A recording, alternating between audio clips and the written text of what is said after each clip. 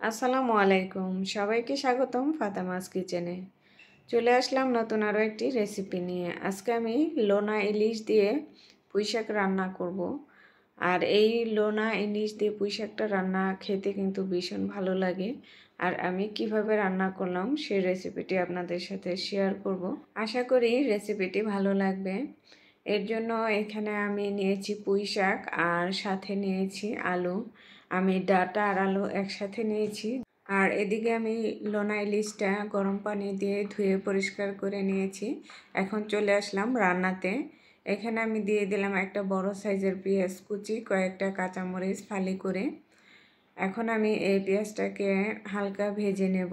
আর যে কোনো শাক রান্না করার ক্ষেত্রে আমি কাঁচামরিচটা একটু বেশি ব্যবহার করি আর শুকনো মরিচটা অল্প, তাহলে শাকের কালারটা কিন্তু ঠিক থাকে। এখানে আমি দিয়ে দিয়েছি হাফ চা চামচ রসুনের পেস্ট, আর দিয়েছি 1 চা চামচ হলুদ গুঁড়া, সামান্য একটু মরিচ গুঁড়া আর ধনে গুঁড়া, পরিমাণ মতো লবণ।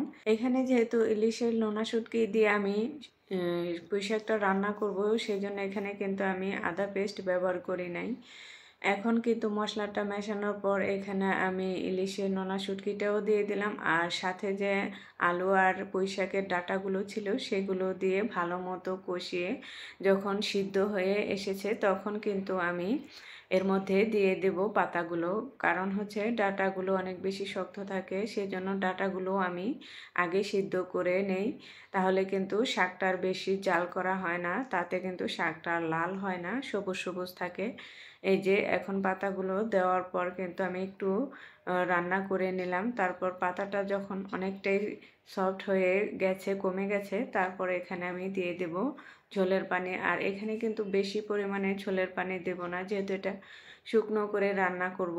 আর শুটকি দিয়ে রান্না করলে যে কোনো সবজি বা শাক একটু শুকনো শুকনো করে রান্না করলেই কিন্তু খেতে বেশি ভালো লাগে।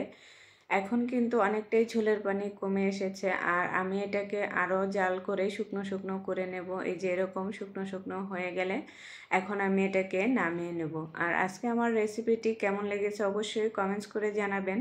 আর যারা পেজ থেকে দেখবেন তারা আমার পেজটা ফলো করবেন, আর যারা আমার ইউটিউব চ্যানেলে নতুন তারা আমার চ্যানেলটিকে সাবস্ক্রাইব করে চ্যানেলের সাথেই থাকবেন। এখন রান্নাটা শেষ, আমি একটা বাটিতে পরিবেশন করে নিচ্ছি।